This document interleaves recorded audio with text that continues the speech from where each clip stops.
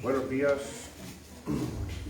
gracias por estar ahí en esta última sesión. Soy Jesús Sánchez, soy miembro de la Sociedad Cervantina de Alcázar de San Juan y el plan de marcha es el siguiente. Primero presentaré a los ponentes, después tendrá lugar pues, la entrega de los trofeos o recuerdos, pero no os marchéis porque después de ese momento de entregar estos recuerdos, pues es el acto de clausura, ¿no? Entonces, vamos a empezar ya presentando a los que van a ser ponentes. Pues en primer lugar, tengo el gusto de presentar a uno de los alcazareños de más amplitud de miras que conozco.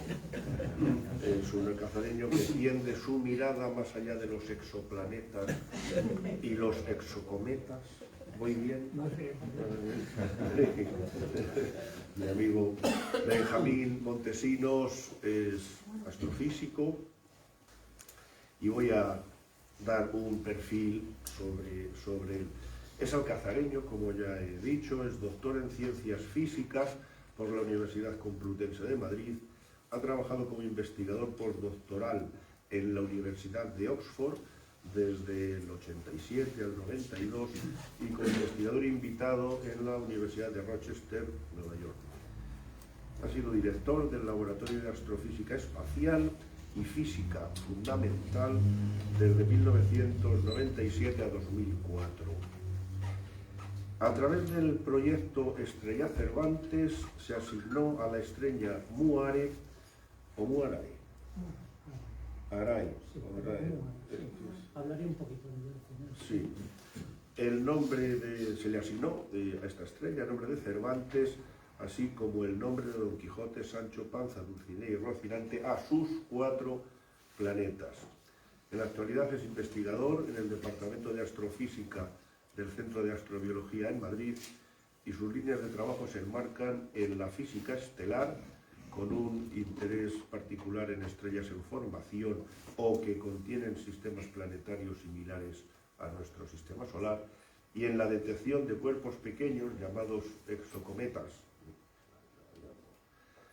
orbitando en torno a estrellas distintas de nuestro Sol. Ha publicado más de 200 artículos en revistas internacionales especializadas y aparte de su trabajo científico realiza una intensa labor divulgativa con la organización e impartición de cursos y ciclos de charlas, participación en programas de radio y visitas a institutos y colegios. De su capacidad docente y gran comunicador doy fe yo personalmente porque he estado atendiendo en algunas ocasiones a este tipo de actividades que has desarrollado y es fantástico. Desde 2021 es presidente de la Sociedad Española de Astronomía y es uno de los miembros más antiguos de la Sociedad Cervantina de Alcázar de San Juan, donde ingresó en 2016. Y sin más trámite, don Benjamín, te cedo la palabra. Bueno, muchas gracias. Muchas gracias por... ¿Se oye?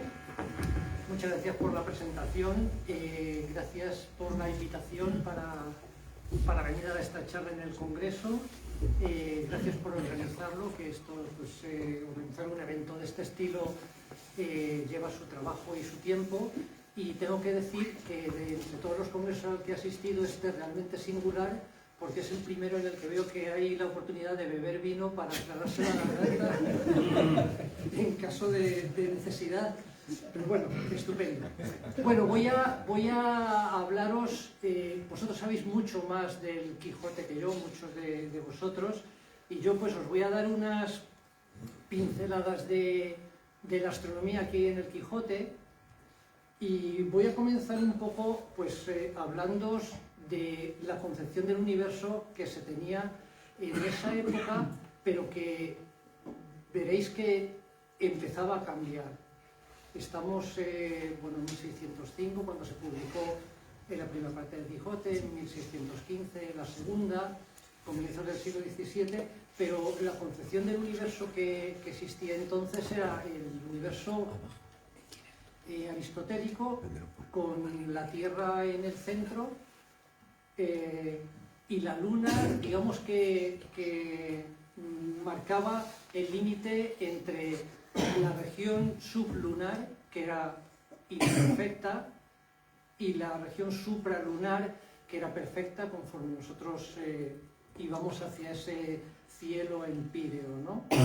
La Tierra estaba en el centro del universo y como veis, pues eso queda plasmado en este pequeño parrafito. He puesto párrafos del Quijote con primera, segunda parte y el capítulo, y esta pues en concreto pues es del viaje que hace a bordo de Clavileño. Sin duda alguna, Sancho, que ya debemos de llegar a la segunda región del aire, donde se engendra el granizo y las nieves, los truenos, los relámpagos y los rayos se engendran en la tercera región, y si es que de esta manera vamos subiendo, esto daremos en la región del fuego, y no sé yo cómo templar esta clavija para que no subamos donde nos abrasemos.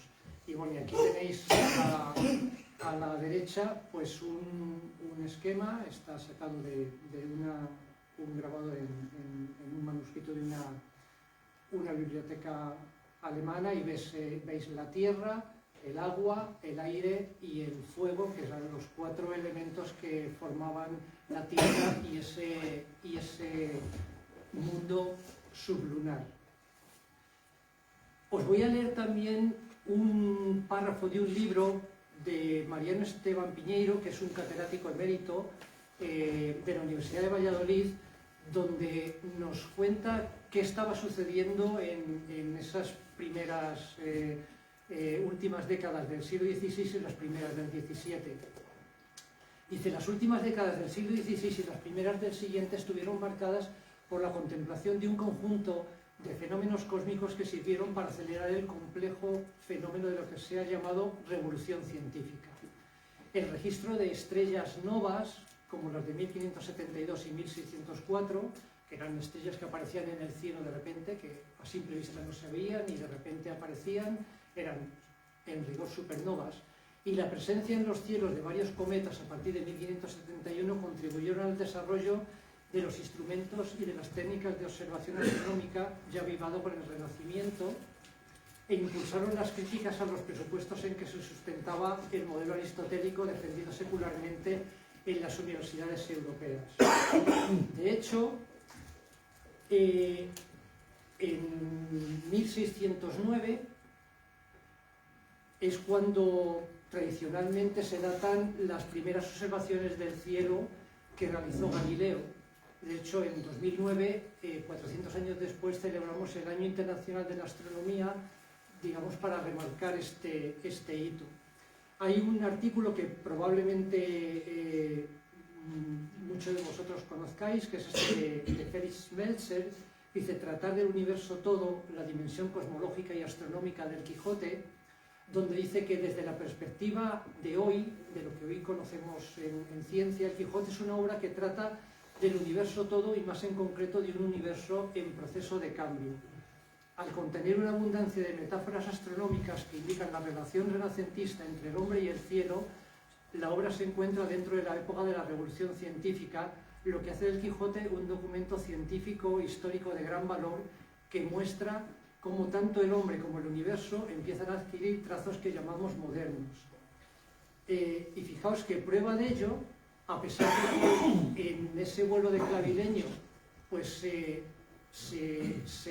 pone de manifiesto el modelo de Aristóteles del universo, con esa Tierra en el centro, esos cuatro elementos que la forman. Hay un pasaje donde dice: el caballero andante ha de ser astrólogo. Astrología y astronomía eran disciplinas, digamos, confluyentes hasta que el método científico las separó, para conocer por las estrellas cuántas horas son pasadas de la noche y en qué parte y en qué clima del mundo se halla. Ha de saber las matemáticas porque a cada paso se le ofrecerá tener necesidad de ellas. Esto es método científico.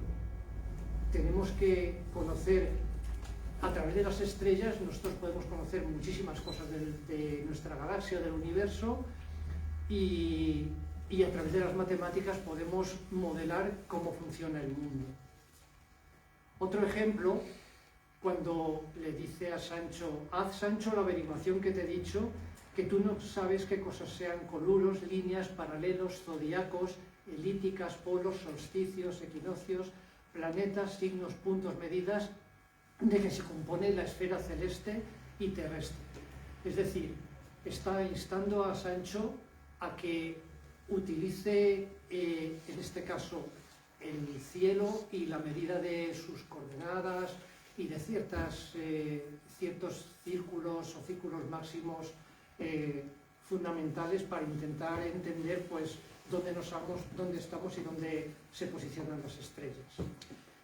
En el Quijote hay muchas menciones del cielo. Como veis, estoy ilustrando pues algunas de las diapositivas con los grabados de Gustave Doré, que en cierto sentido se impuso un trabajo también quijotesco, porque decía, lo voy a ilustrar todo. Era su ánimo, ¿no? Y bueno, pues 2 o 3 pinceladas, ¿no? Esta frase, que yo soy Don Quijote de la Mancha, a quien está reservada por orden de los altos cielos el dar fin feliz a esta aventura, o esta pequeña poesía que está en una de las novelas intercaladas en el Quijote: hay de aquel que navega el cielo oscuro por mar no usado y peligrosa vía, a donde norte o puerto no se ofrece. Y ahora os voy a hablar, también aprovechando esta cita y este dibujo del vuelo a lomos de clavileño, os voy a dar en esta parte de la charla un par de pinceladas astronómicas, explicándoos un poquito qué es lo que se dice en el Quijote y la interpretación o las observaciones que tenemos en la actualidad. Y sucedió que íbamos por parte donde están las 7 cabrillas, y en Dios en mi ánima, que como yo en mi niñez fui en mi tierra cabrerizo, que así como las vi, me dio una gana de entretenerme con ellas un rato, que si no la cumpliera me parece que reventara. Esto es lo que dice Sancho, y las 7 cabrillas, pues sabemos hoy que son las Pléyades. Tenemos a la izquierda una ilustración del libro de Galileo, del Sidereus Nuncius, publicado en 1610, es decir, entre la primera y la segunda parte del Quijote, donde, bueno, aparecen ahí varias estrellas y luego, pues, como veis, pues pone estrellas más brillantes en el cielo. Él marca 3 y 2, 5, 6 estrellas.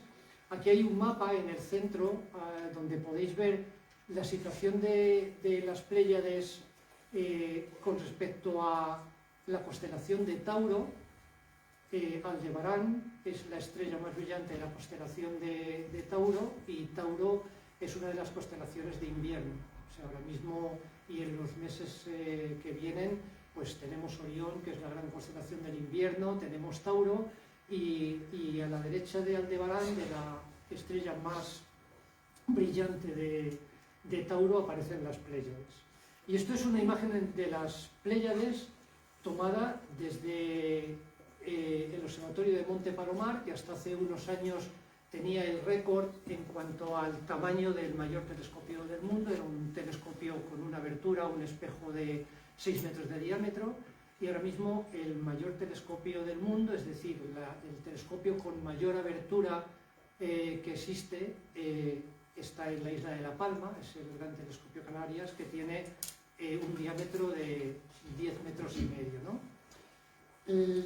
A estos conjuntos de estrellas los astrónomos los llamamos cúmulos. Este es un cúmulo abierto que contiene más de 1000 estrellas, aunque las más brillantes pues son estas que veis aquí. Son alrededor de 10 estrellas muy brillantes, son estrellas muy calientes, y con muy calientes nosotros queremos decir del orden de 20.000 grados la temperatura de ese disco. El Sol para nosotros es una estrella entre comillas fría comparado con ellas, porque la temperatura del disco del Sol que vemos es alrededor de 5.800 grados, ¿no?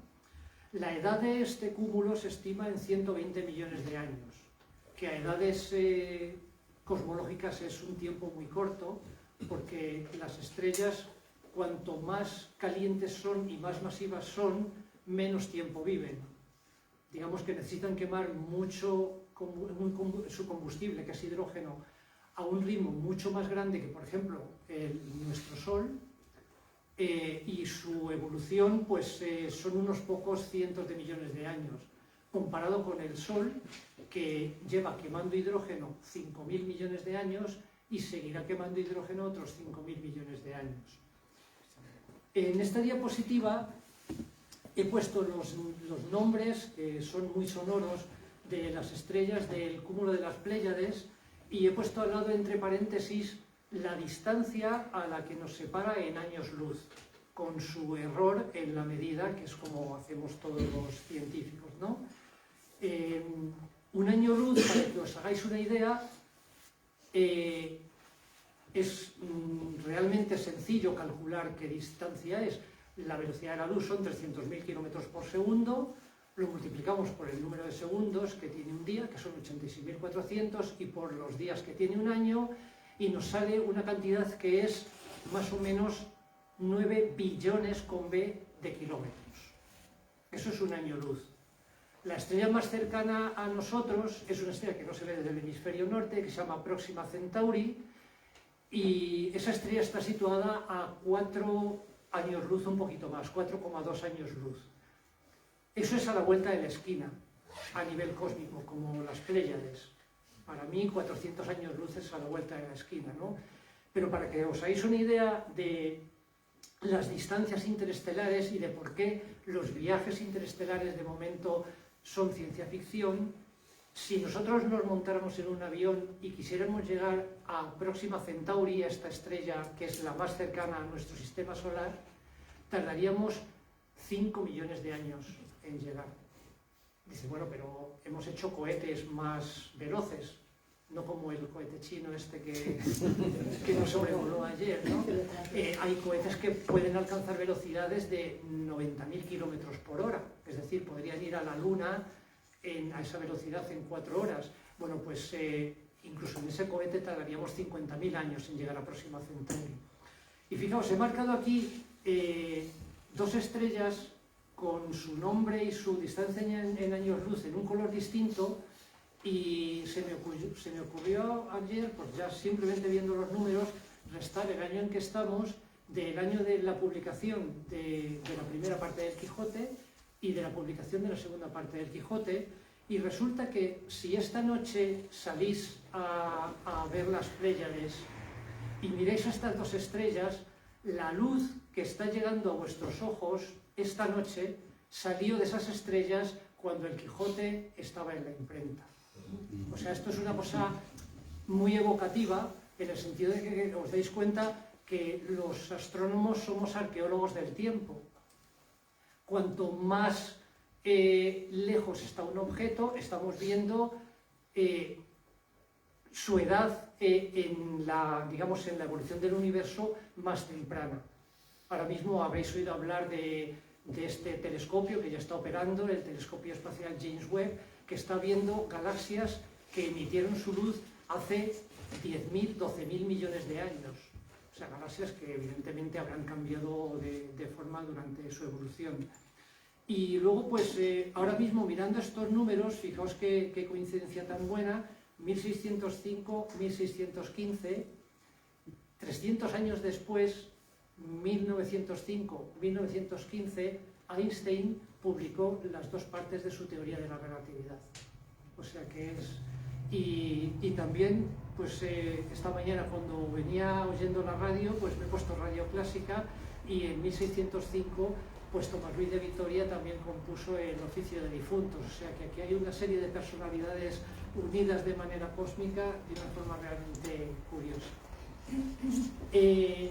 No nos hemos puesto de acuerdo Carlos Mata ni Enrique Suárez para hablar de esto que voy a hablar ahora, porque voy a hablar de la famosa bocina, que bueno, no voy a explicar la aventura porque en la contribución que está en el blog de la sociedad y en el libro que acaba de comentar Carlos está, pero he puesto este pequeño texto que a lo que a mí me muestra la ciencia que aprendí cuando era pastor, no debe de haber desde aquí al alba 3 horas, porque la boca de la bocina está encima de la cabeza y hace la medianoche en la línea del brazo izquierdo.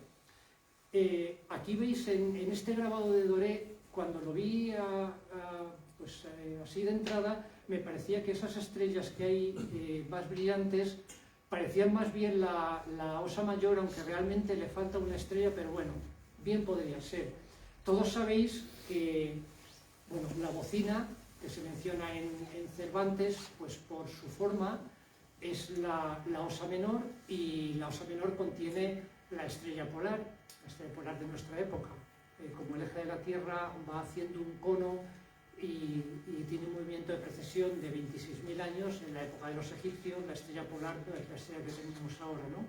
Pero bueno, aquí tenéis la Osa Mayor abajo a la izquierda, y cogiendo las dos estrellas de más de la derecha la prolongáis más o menos 5 veces y os encontráis la estrella polar y la constelación de la Osa Menor. Sabéis que las constelaciones no son agrupaciones de estrellas totalmente arbitrarias, de hecho sus estrellas están a distancias muy distintas, no solo unas de otras en el plano del cielo, sino en profundidad.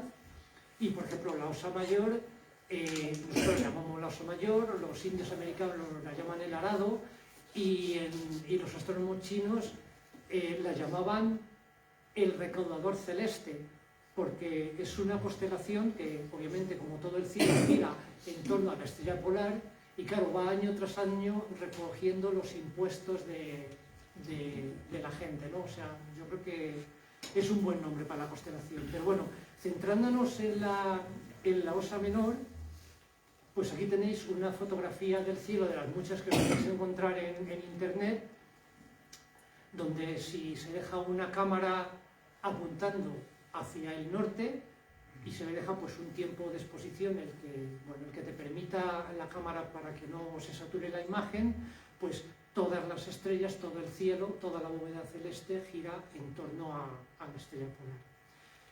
Y eso es lo que le sucede a la constelación, obviamente, de la Osa Menor o de la bocina. Y entonces os he puesto aquí la posición de la Osa Menor sobre el horizonte en una escala de tiempo que es la escala de tiempo que usamos los astrónomos, que es el tiempo universal. En tiempo del Quijote no había esto de son las 10 que son las 12 o son las 10 que son las 11, ¿no? O al contrario. O sea, nosotros los astrónomos usamos el tiempo universal, que digamos que es el tiempo solar, y ahora os contaré algo que quizá muchos de vosotros sabéis, pero que como curiosidad quizá otros no lo sepáis, ¿no? Pero bueno, resulta que el 12 de mayo a las 12 de la noche, a las 0 horas de tiempo universal, las guardas de la bocina, que son las dos estrellas más extremas, están lo más altas en el horizonte, y si vamos recorriendo el año y nos fijamos siempre a las 12 a la medianoche, pues tendremos que mayo, agosto, noviembre y febrero pues han recorrido el cielo. Y durante la noche, obviamente, pues debido a ese movimiento diurno causado por la rotación de la Tierra, también movemos moverse cada hora más o menos 15 grados esta bocina o esta Osa Menor. Y lo que os quería comentar con este vídeo que os voy a poner es que todos estamos acostumbrados, o tenemos en nuestra cabeza decir, la Tierra da una vuelta en torno a sí misma cada día o cada 24 horas. Pero lo que os voy a mostrar aquí es que esas 24 horas no son las 24 horas de nuestro reloj. O sea, fijaos en este punto, en este vídeo, pues resulta que veis más o menos alguien que esté en Florida, que tiene justo el sol enfrente de él es su mediodía, ¿no? Claro, la Tierra gira, pero la Tierra también orbita en torno al Sol. Entonces, si damos al vídeo... Oh, ¿qué pasó? A ver si...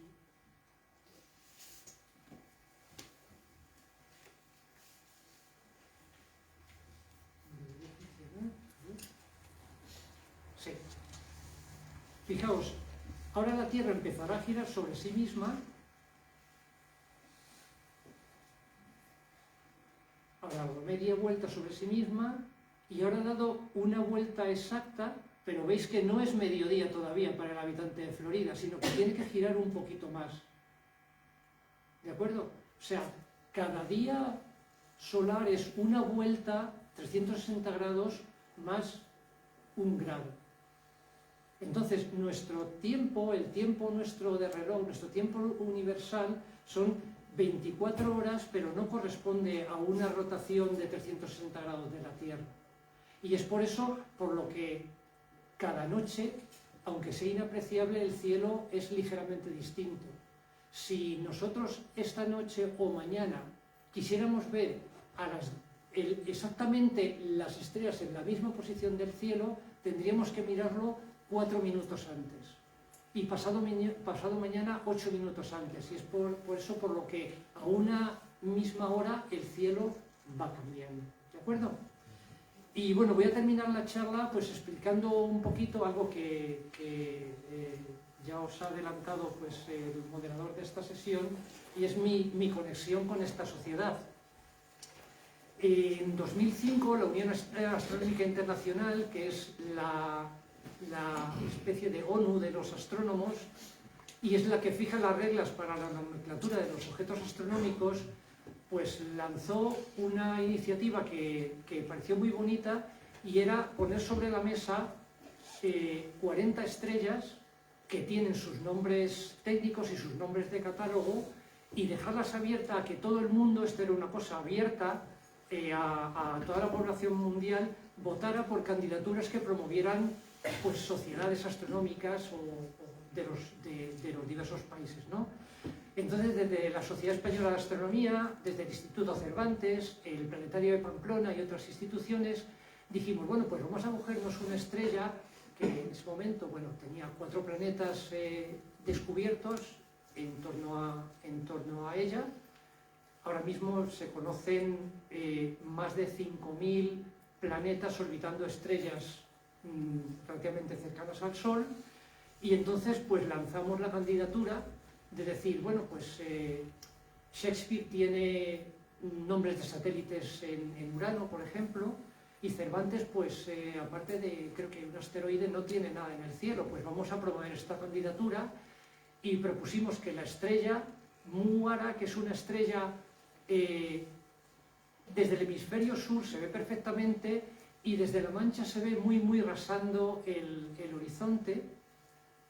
Está en la constelación del Altar, de Ara en latín, y propusimos que la estrella se llamara Cervantes y que sus 4 planetas se denominaran Quijote, Sancho, Rocinante y Dulcinea. Entonces se abrió el periodo de votaciones y esta candidatura arrasó. Luego nos dimos cuenta, podíamos haber ido, pues, y haber sido más ambiciosos y coger una estrella con más planetas, pero bueno, y ahora veréis por qué. Os he puesto aquí esta diapositiva que está sacada de una base de datos estelares que se llama SIMBAD, que está en Estrasburgo, en el Centro de Datos Estelares, donde hay datos de cientos de miles de estrellas, y ahí tenéis pues Muara con todas las denominaciones que hay pues, de múltiples catálogos, y veis ahí arriba que tiene como nombre Cervantes, ¿no? Y que se puede usar, yo lo puedo usar en un artículo científico. Si yo quisiera hablar de esta estrella y yo pusiera el nombre de Cervantes, en el proceso de arbitraje del artículo nadie me iba a decir que por qué estoy usando este nombre, ¿no? Bueno, para la candidatura de la estrella Cervantes le pedimos a Forges, que además estaba muy interesado en ciencia, que nos ayudara, y entonces nos preparó este dibujo, ¿no? Que salió pues justo el día antes que se abriera el periodo de candidaturas, de votaciones, y además en el 468 aniversario del nacimiento de Cervantes. Y entonces dice Sancho: que sepa vuesa merced que a una estrella la quieren llamar Cervantes, y a sus 4 planetas Quijote, Sancho, Dulcinea y Rocinante. Y Rucio está pensando eso, y a mí que me zurza. Si hubiéramos cogido una estrella con 5 planetas, pues le hubiéramos puesto el nombre de Rucio, y con más planetas, pues Pandafilando. Hubiera quedado fantástico ponerle ese nombre a un planeta. Bueno, pues nada, simplemente muchas gracias, porque también, como dice el Quijote, de gente bien nacida es agradecer los beneficios que reciben, y para mí pues es un beneficio y un placer pertenecer a esta sociedad y haber venido aquí a dar esta charla. Muchas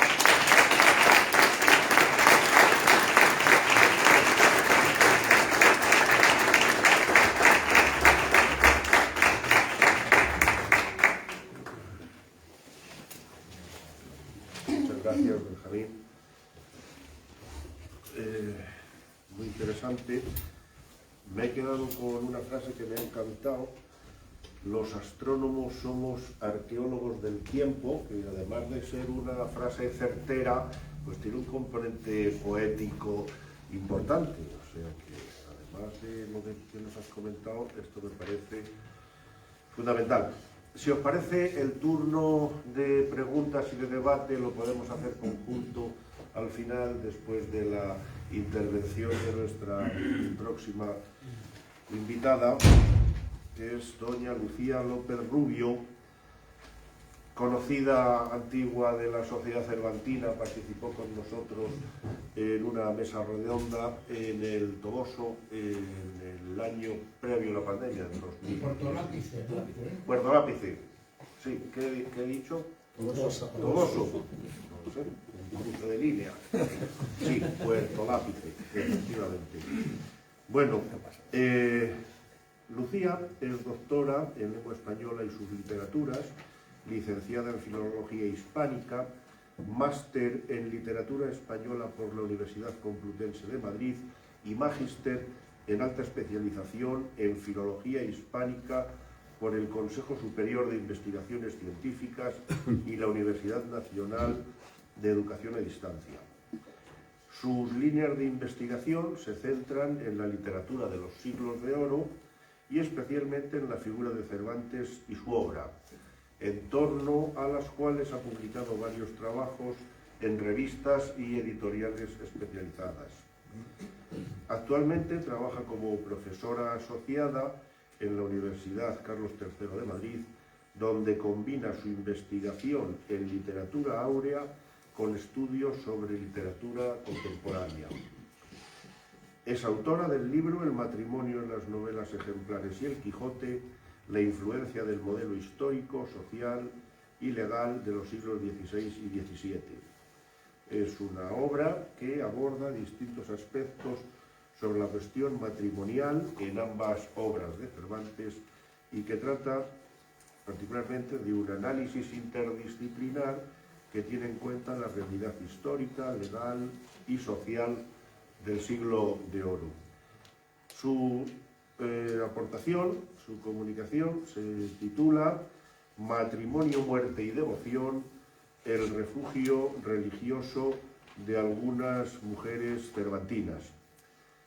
El hilo conductor va a ser las 3 mujeres de las obras cervantinas, 3 personajes de Cervantes que adoptan la decisión de terminar haciendo un refugio religioso, dando los avatares de su vida, pero nos lo va a explicar con más detalle seguidamente doña Lucía. Le cedo la palabra. Bueno, muchas gracias, Jesús. Es un placer compartir mesa contigo y con Benjamín. Y bueno, pues antes de comenzar, creo que debo empezar dando las gracias. Es un placer estar en Alcázar de San Juan, participando en un congreso cervantino. Y bueno, pues no tengo palabras para agradecer a esta invitación a la Sociedad Cervantina de Alcázar de San Juan, quienes, en colaboración con el Ayuntamiento de Alcázar de San Juan, nos habéis recibido a todos con generosidad y amistad. También quiero agradecer a Carlos Mata y al Grupo de Investigación Siglo de Oro de la Universidad de Navarra que hayan confiado en mí para participar en este congreso y sobre todo el trabajo de organización que has hecho para que podamos disfrutar todos estos días. Además, quiero extender estas palabras a la Denominación de Origen La Mancha Vinos, a la Universidad de Castilla-La Mancha y al Instituto de Estudios Agriseculares, que habéis colaborado enormemente para que este evento pues, sea perfecto y haya podido realizarse. Bueno, sin más y sin menos, voy a pasar a leer mi ponencia para no exceder el tiempo que tengo asignado.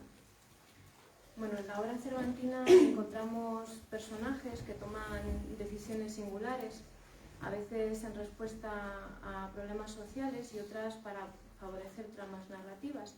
Sin embargo, hay una cuestión que llama la atención en parte de las obras y es el hecho de que varios personajes femeninos acudan a la religión como alternativa al estado matrimonial en circunstancias que en un principio no eran propicias para ello, ya que mientras que es común encontrar en su narrativa mujeres que tras haber sido deshonradas no se plantean recurrir a un encierro, otras, sin embargo, en circunstancias mucho más favorables, en las que sí que pueden casarse, pues sí que lo hacen.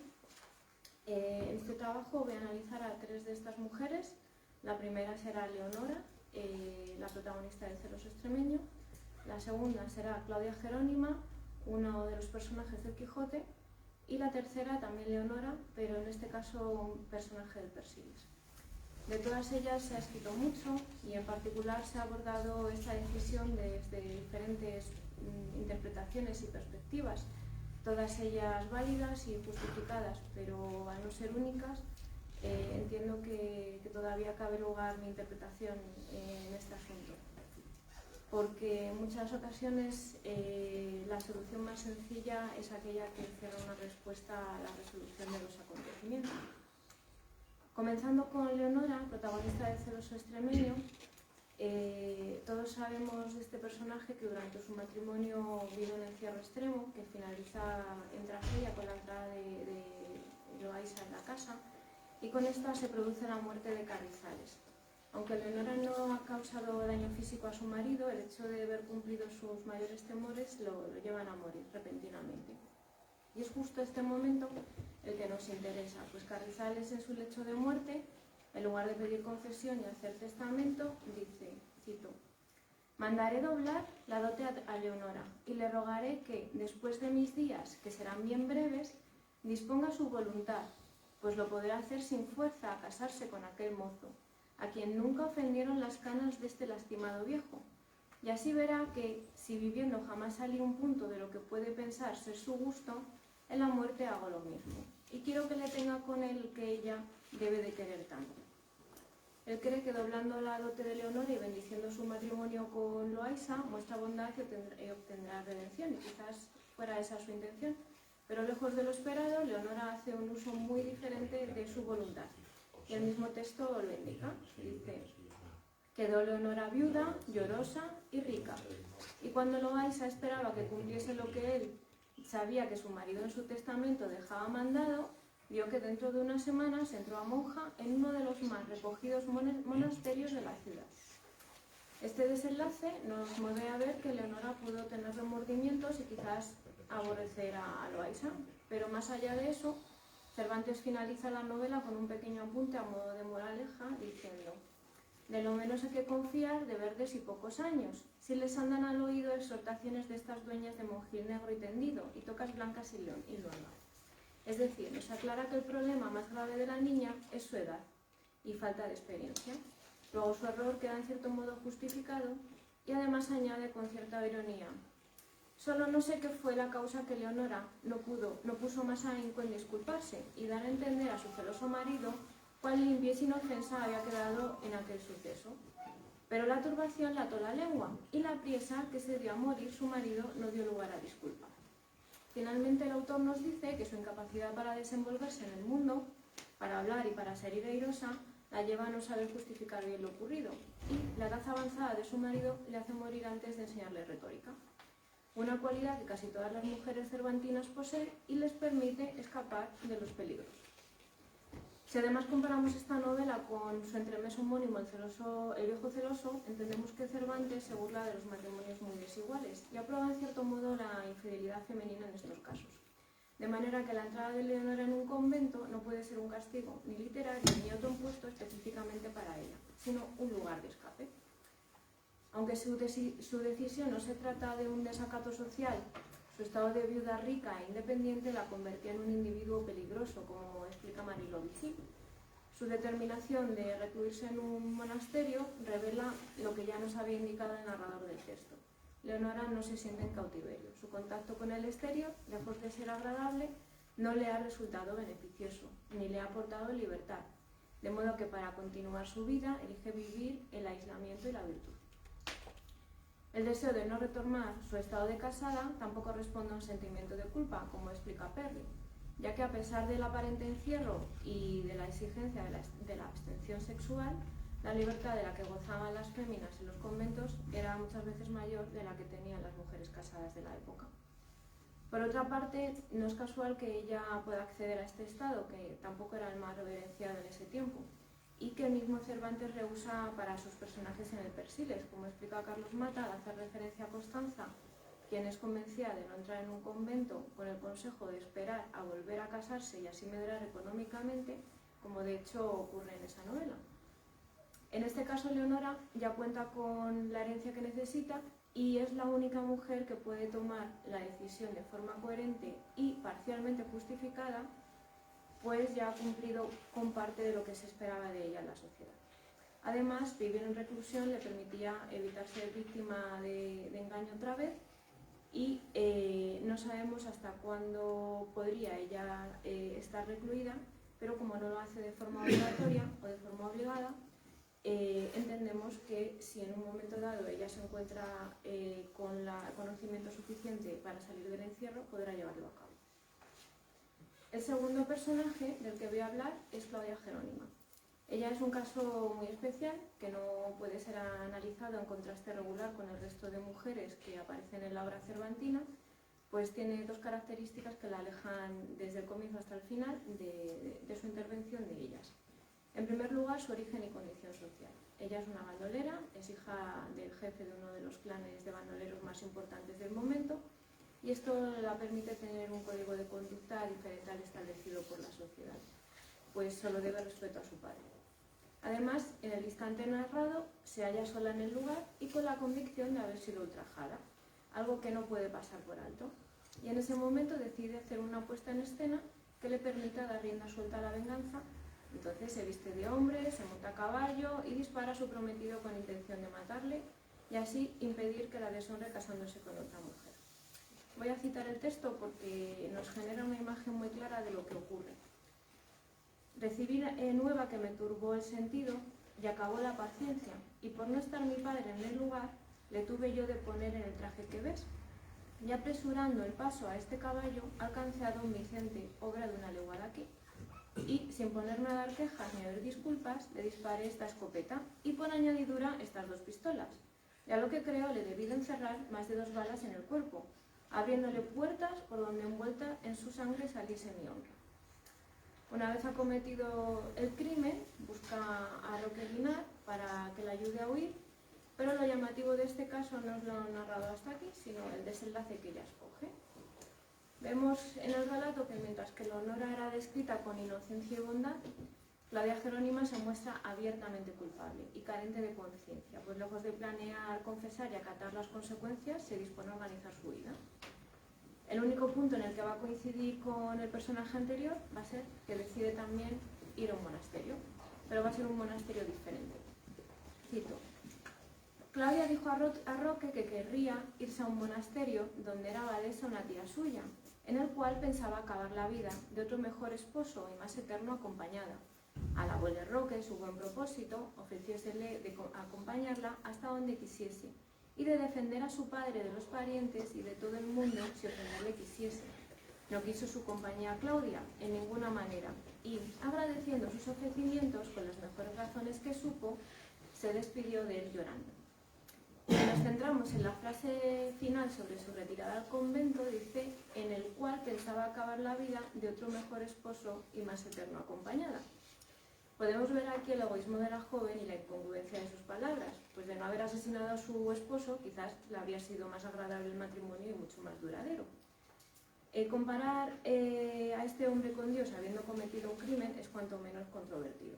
Y en realidad denota que su decisión no está relacionada con el arrepentimiento ni con el sentimiento religioso, sino por conveniencia.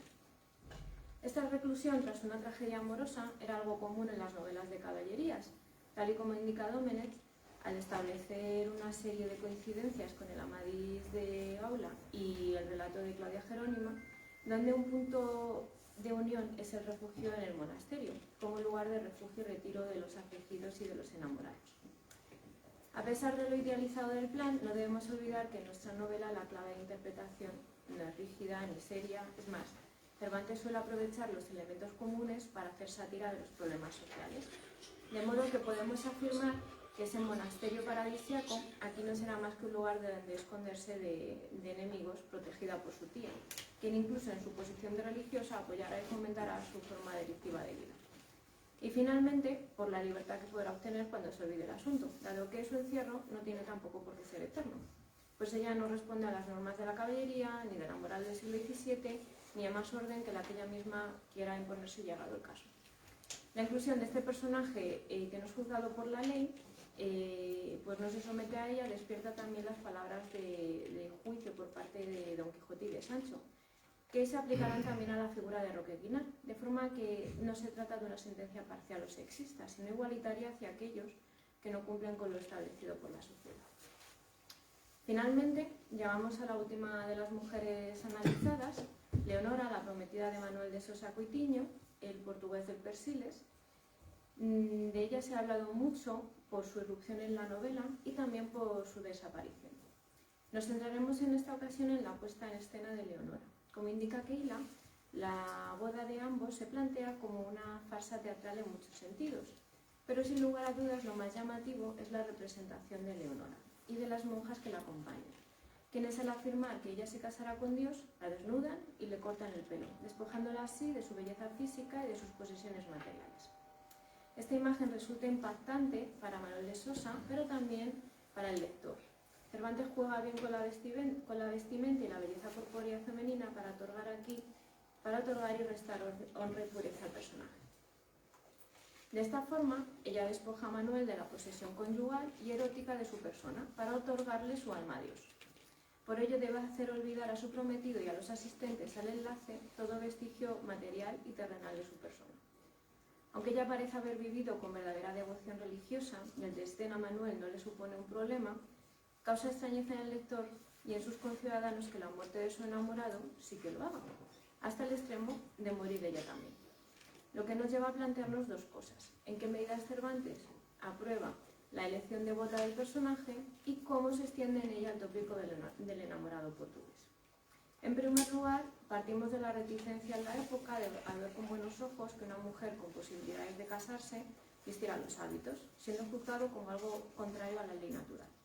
De hecho, si analizamos su discurso, veremos la presión que ejercen los padres para aceptar un matrimonio no deseado, pues probablemente ellos ya conocían su deseo de no ser casada. Cito: «Bien sabéis, señor Manuel de Sosa, cómo mi padre os dio palabra que no dispondría de mi persona en 2 años, que se habían de contar desde el día que me pedisteis fuese yo vuestra esposa, y también, si mal no me acuerdo, os dije yo, viéndome acosada de vuestra solicitud y obligada de los infinitos beneficios que me habéis hecho, más por vuestra cortesía que por mis merecimientos, que yo no tomaría otro esposo en la tierra sino a vos. Esta palabra mi padre os la ha cumplido, como habéis visto, y yo os quiero cumplir la mía, como veréis. Y así, porque sé que los engaños, aunque sean honrosos y provechosos, tienen un no sé qué de traición cuando se dilatan y entretienen, quiero, del que os parecerá que os he hecho, sacaros en este instante». Si recordamos en la entrevista que tiene previamente Manuel con ella y con la familia, solo habla el padre, que promete dar a su hija en matrimonio y que ella será obediente. Esta palabra se habría cumplido de no haber escogido Leonora ser monja, pues es de las pocas alternativas legal y moralmente aceptadas para obtener la nulidad matrimonial según el Concilio de Trento. Siempre que el matrimonio no hubiera sido consumado, como es el caso, pues la promesa de matrimonio ya tenía un gran peso en el enlace. Sin embargo, es curioso que en el Catecismo Romano, destinado a explicar lo acordado en el Concilio de Trento a los individuos, se incide en la importancia de contraer matrimonio y consumarlo sobre la posibilidad de hacer votos religiosos, elevándolo sobre cualquier otro estado, incluido el religioso. Este punto es precisamente el que hace del personaje un caso especial, pues ella se siente culpable frente a Manuel por su decisión y por ello le da explicaciones públicas. Le dice: yo, señor mío, soy casada y en ninguna manera, siendo mi esposo vivo, puedo casar a Manuel, su honra queda intacta ante todos, pero también la de su prometido, pues no ha sido ni ultrajado por una infidelidad ni agraviado con engaños. La alabanza que hace de él como un candidato a esposo perfecto le deja en buen lugar. Pero además le añade un permiso extra, y ella le dice: si esto os parece traición o descometido trato, dadme la pena que quisieredes, y el nombre que se os antojare, que no habrá muerte, promesa o amenaza que me aparte del crucificado esposo mío.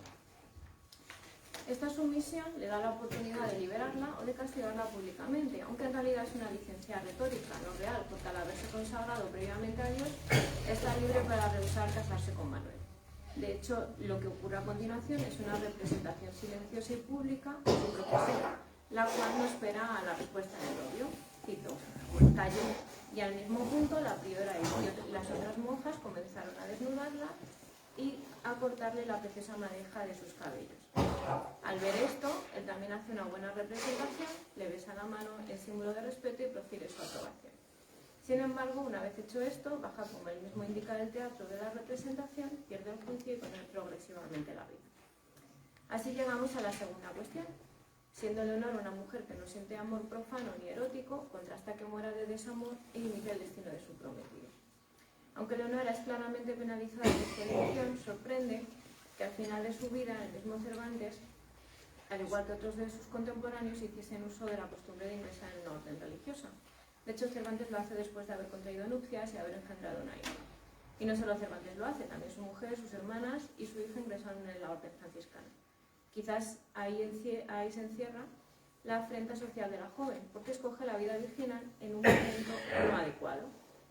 Esto explica que los que conocen el suceso no vieran con buenos ojos su devoción, pues aunque el hombre que narra la suerte de Leonora no tiene claro los motivos, añade dos suposiciones para explicar su muerte. La primera, a causa de su voto de castidad o estrechez, y una segunda opción, por su mala conciencia. No obstante, fuera cual fuese el motivo, lo que sí entendemos es que Leonora expira igual que Manuel, angustiado de desesperación. De esta forma, su muerte es otro castigo para la joven, a quien sus sentimientos la traicionan y la llevan a abandonar su fe, dejándose morir. Además, ella sufre otra afrenta narrativa, y es que Cervantes no le da voz directa en el texto, sino que es Manuel quien narra lo ocurrido, por lo que no es posible asegurar que nada de lo narrado ocurriese tal y como se cuenta. Incluso puede que ni siquiera su muerte aconteciese de tal modo como indica Paxi, algo que opera un daño mayor en su honor al no poder dar cuenta de su propia falta.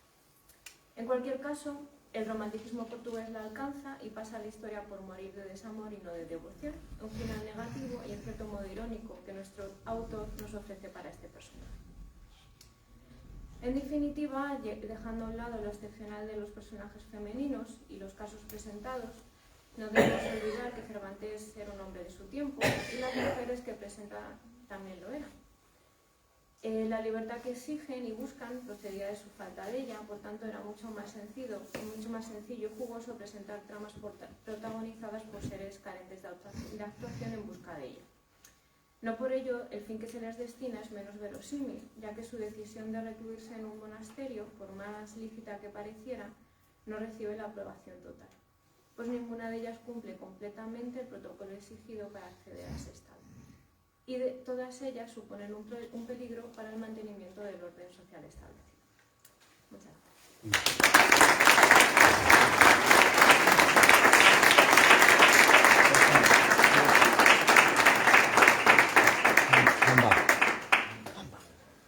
Muchas gracias, Lucía, por tu intervención, un enfoque muy original de aspectos muy interesantes. Entonces podemos abrir ahora un turno de debate, de participación. Entonces los que queráis Ya tenemos una pregunta, rapidez y eficacia. Manuel. Para Benjamín. ¿La posibilidad de encontrarle nuevos planetas a Cervantes está agotada? Lo digo porque desde la Sociedad Cervantina podríamos empezar a pensar y proponerte nombres que lleves en cartera por si será el caso. Pues, o sea, de estas estrellas se hace seguimiento y de momento no se ha encontrado ninguno más, pero eso no significa que no los haya. O sea, ahora mismo, o sea, cuando se descubrieron los primeros planetas, de hecho el primer planeta fue muy raro y lo descubrió Michel Mayor, que estuvo visitándonos pues hace un poquito más de un año. El primer planeta extrasolar que se descubrió en torno a una estrella que es muy parecida al Sol, era un planeta más masivo que Júpiter y pegado a su estrella. O sea, daba una vuelta en torno a la estrella en 4 días, más o menos. Y eso, en el sistema solar, los planetas masivos están alejados y los planetas pequeños están más cerca del Sol. Los métodos de detección han ido progresando cada vez más y ya estamos en posición de descubrir, o casi, planetas parecidos a la Tierra a distancias de la estrella parecidas a la distancia Sol-Tierra. Entonces, los sistemas planetarios que hay ahora descubiertos, que tienen 2, 3, 4, hay un sistema planetario que tiene hasta 7 planetas, muy probablemente estén incompletos, porque todavía no hemos sido capaces de detectar los planetas más pequeños, o sea que no se descarta que alrededor de la estrella Cervantes pueda haber más planetas. Así es que ya me estáis haciendo una lista. No, Rucio el primero. Rucio el primero. Rucio el primero, que se quedó el pobre sin planeta. Otra cosa, Sí. esa composición que has hecho con las 4 posiciones de la osa, me ha recordado mucho las aspas de un molino. ¿Iba buscando eso? Sí, es que al final todo es cíclico en esta vida, ¿no? Como esta composición de aquí, esto pues veis ahí a Don Quijote, pues en la aventura de los molinos, pero en vez de las aspas son galaxias, ¿no? Como nuestra Vía Láctea, ¿no? Y es que sí, o sea, ya has visto la fotografía del cielo cuando uno se fija en la estrella polar y todo el cielo rota en torno a ella, y efectivamente si ponemos más veces la...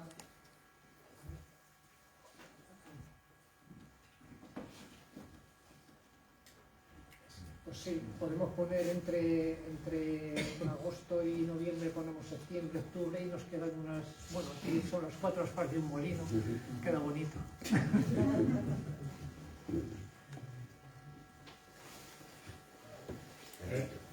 Camil, Sí. gracias por tu presentación estelar en todos los aspectos.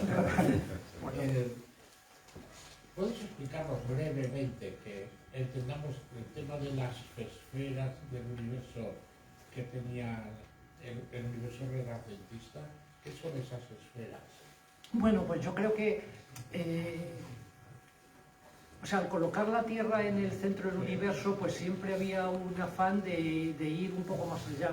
Y pues no solo era Aristóteles y su escuela los que crearon esta concepción del universo, sino que, por ejemplo, te vas a la Divina Comedia y también pues tiene sus distintos niveles, ¿no?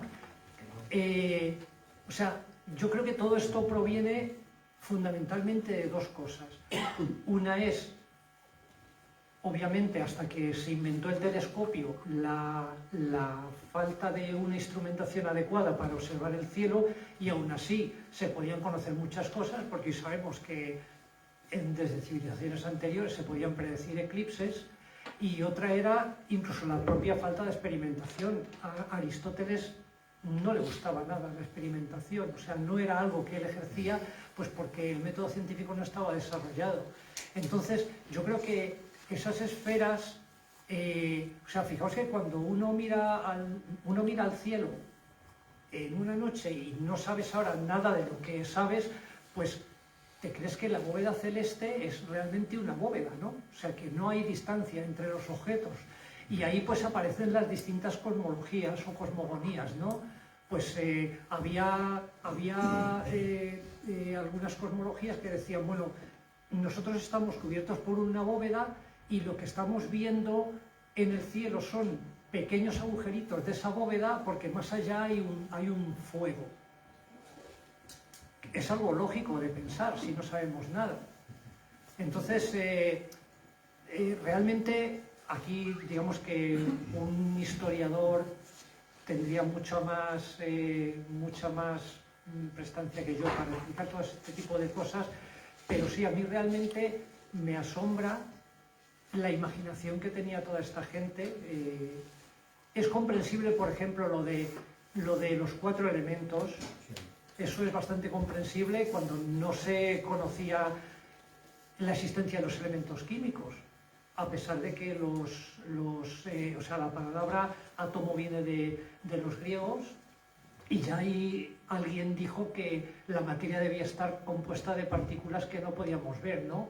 Pero todas estas esferas que hay, claro, al colocar la Tierra en el centro y los planetas en sus órbitas, pues claro, la gente se empezaría a preguntar ¿y qué hay más allá? Y cuando se introduce, que estaba íntimamente ligado el concepto de la religión, ¿dónde está el cielo y dónde está Dios, ¿no? Entonces, por eso el mundo sublunar de Aristóteles, como lo conocemos, y aquí pues pasan cosas que realmente no son demasiado agradables, pues era un mundo impuro, mientras que por encima de ese mundo lunar, que además está el Sol, ya las cosas son puras y tenemos otras esferas, ¿no? Pero claro, luego llega Galileo y ve que en el Sol hay manchas, que en la Luna hay cráteres, que en torno a Júpiter, por ejemplo, y eso se puede ver con un telescopio pequeño, se pueden ver 4 satélites orbitando, y entonces, claro, dice, pero bueno, no estaba la Tierra en el centro, o sea, ya digamos que el método científico empieza a limpiar todas estas cosas. Y el famoso primer móvil que también aparece. Sí, eso es, pues ahí está Dios, digamos que moviéndolo todo, ¿no? Ahí arriba. Pero es que a veces, cuando uno prepara alguna edición de un clásico de aquella época, se encuentra con unas dificultades de este tipo, ¿no? Porque lo que sabemos hoy no sirve, Claro. no sirve para entender aquello. Muchísimas gracias. Y de todas formas hay cosas que hasta hace muy poco pues se creía que, por ejemplo, los griegos eran buenos en matemáticas, pero sabéis que se encontró hace ya unos pocos años en un pecio una máquina, que es la máquina de Antiquitera, que resulta que era una máquina con engranajes que permitía predecir muchos fenómenos astronómicos, eclipses, por ejemplo, ¿no? O sea, que esta gente, simplemente observando sistemáticamente el cielo, y no los griegos, que esto hace 2000 años, los babilonios, los egipcios, podían predecir eclipses, podían predecir... Lo que pasa es que, bueno, luego le daban la connotación de fenómenos de mal agüero, ¿no? Ahora mismo me parece que era en algún tiempo en la civilización babilónica, cuando descubrían un cometa, como el cometa era signo de mal agüero, digamos que ponían un rey suplente durante un periodo hasta que pasara el cometa, por si acaso, ¿no? Y no pasaba nada, volvían a poner al rey titular. Hay por ahí Manuel, perdón. Hay por ahí unos libros que, no me acuerdo, el autor, yo sé que preparé una edición porque me gustan estas rarezas, que son algo así como historias prodigiosas, algo por el estilo. Y algo que se repite muchísimo, hay uno que es ya muy típico, ¿no? La señora que está haciendo el amor con el marido y está pensando en un negro y el hijo que sale pues es negro. Había cosas de estas, ¿no? Pero una de las razones, que por eso le digo al astrónomo, era muchas visiones en el cielo que se llegaron a ver batallas navales, y con testigos de vista. Una cosa curiosísima. Y hay ese libro de historias prodigiosas que todos son disparates de Sí, bueno, es que antes lo estaba comentando, nuestra batalla que sigue existiendo es la batalla... No, nuestra batalla ahora es la batalla contra la astrología, ¿no? O sea, intentar hacer ver que primero las constelaciones son agrupaciones arbitrarias de estrellas que no tienen ningún sentido, que Urano o la posición de Urano y Neptuno con respecto a la constelación que estaba en el horizonte cuando naciste vaya a imprimir algo a tu carácter. El otro día, pues lo estaba comentando también aquí, habéis visto que una de mis afiliaciones es Centro de Astrobiología, ¿no? Pues los medios de comunicación se comen sílabas y entonces nos ponen Centro de Astrología. Y yo digo, Dios mío, otra vez, ¿no? Bueno. Vamos a dar paso a más intervinientes. Manolo, creo que habías pedido la palabra. Nada, felicidades a los dos ponentes. Y bueno, una pregunta, Lucía, y si yo quisiera, por poner un ejemplo, hacer una serie de Netflix es decir, actualizar esas novelas, ¿qué final tú crees que tendrían en el siglo XXI? No sé. ¿Cómo la mujer entonces? Pues, a ver, todo lo que se ha hecho adaptando las obras cervantinas, hay que tener en cuenta que el Quijote sí que tuvo éxito, pero el resto de las obras en su época no era lo más leído ni lo más disfrutado. ¿Por qué? Porque no ofrecían esos finales que a la gente le gustaban. Quizás quizás los entremeses o quizás alguna de las obras como La Gran Sultana pues podría ser llamativa.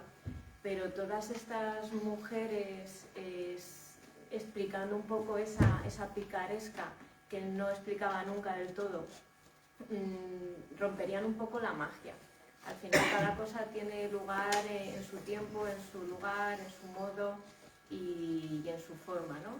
¿Podemos darle un sentido? ¿Podría tener lugar? Pues seguramente sí, porque bueno, pues ha habido adaptaciones que han sido buenas o que se han seguido, pero quizás lo más parecido a esto sería el Ministerio del Tiempo.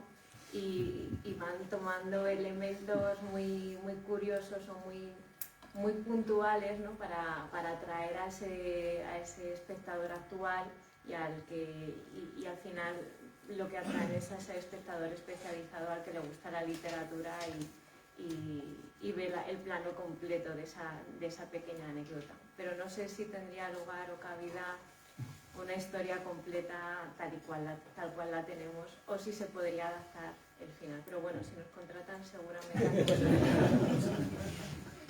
Muy bien, estamos ya en el tiempo de descuento. La última una pregunta, rápida. si os parece.